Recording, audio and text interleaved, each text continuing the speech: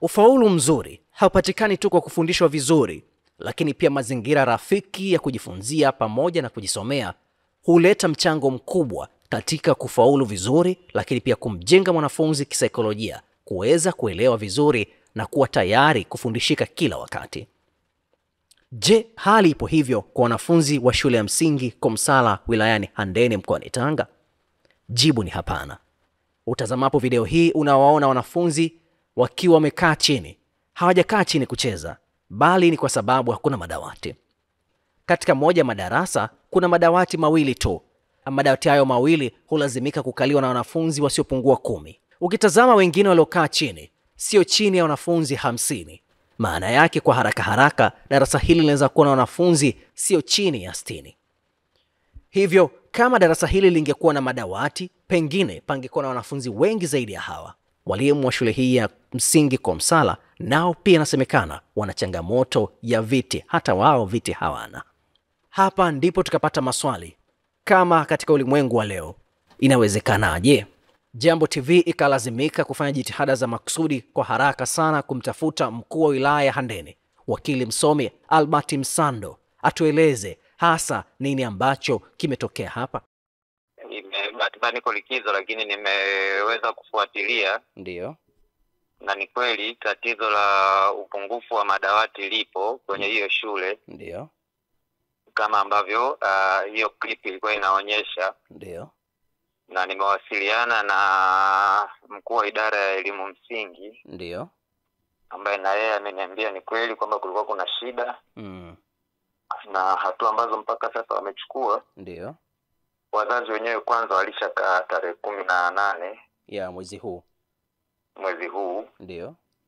Kujadili kuhusu changamoto hiyo ya madawati, lakini pia vile vile uchakavu wa majengo ya shule. Ndio. Na wakawa wamekubaliana kwamba kila kaya itachanga shilingi 6,000. Ndio. Kwa ajili ya madawati. Ndio. Na ambapo walikuwa wanasubiri kwa sababu sasa hivi michango yote lazima mimi nitoe kibali. Kwa hiyo ndio walikuwa wanashughulikia hicho kibali, na nimeshamwelekeza tarafa wa eneo husika kwa hatua ambazo wazazi wenyewe wamechukua, basi wapewe hicho kibali. Okay. Lakini hatua nyingine ambayo nitaichukua, kwa sababu sasa tatizo hilo halitaweza kusubiri mambo ya kibudget. Ndio. Pamoja na kwamba hiyo shule imeingizwa kwenye budget ya 2025 na 2026. Ndio. Nitawaelekeza watafute kijiji chochote chenye msitu wa kijiji na chenye miti. Ndio. Ili waende wakachane mbao. Ndio. Zitumike kwa ajili ya kupata madawati ambayo ni ya upungufu. Okay. Wakati hizi taratibu nyingine zinaendelea, kwa sababu ni lazima tutatue kwa haraka bila kusubiri, kwa sababu mambo ya kibudget ambayo yatachukua muda. Lakini na mimi nitakuwa nimesharudi Handeni itakapofika Jumanne.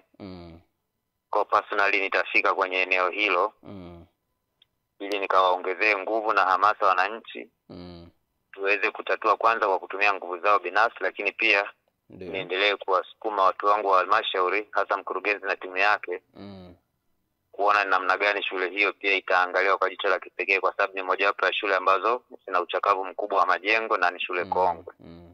Sisi pia nyinyi kupitia kalamu zenu mtusaidie kwamba wananchi wanapoamua kwenda kuanzisha kitongoji mahali, kwa mtu akishafika kwenye shamba na mtu pale wanaanzisha. Umeelewa?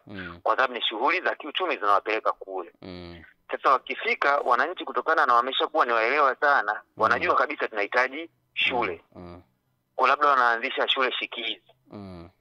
Umeona, madarasa 2, madarasa 3. Sasa unajikuta kwamba sisi kila mwaka lazima tutaenda kujenga shule mahali. Sawa? Sasa hiyo ndio hali iliyopo. Lakini jambo la tatu ni kwamba kwa kiutawala swala la elimu limerudishwa kwenye halmashauri zetu kama serikali za mitaa, ambao wao ndio wanatakiwa watenge fedha kwa ajili ya huduma hizo za elimu na zile za afya ya msingi. Lakini sasa unakuta kwa mfano kama kata hiyo ya kwa Matuku ambayo ndio wana hiyo changamoto, mapato yao kwa mwaka wanayokusanya ni madogo mno kwa sababu ya shughuli za kiuchumi zinapofanyika eneo lile. Mheshimiwa DC, hapo unauona umuhimu sasa, au uone umuhimu wa wewe kuhitajika kuweza kujaribu kufika maeneo ya ndani zaidi au kuhitaji ripoti ya mwenendo wa kielimu kwenye wilaya yako? Ni swala la muhimu na tunalifanya kwa sababu kwanza kwenye kila kijiji kuna uongozi. Kuna mwenyekiti, kuna mtendaji wa kijiji. Okay. Kwenye kila kata kuna afisa elimu kata.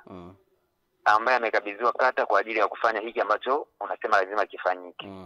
Na kuna mkuu wa idara ya elimu, lakini kuna walimu wakuu katika maeneo husika. Lakini kuna diwani wa kata husika.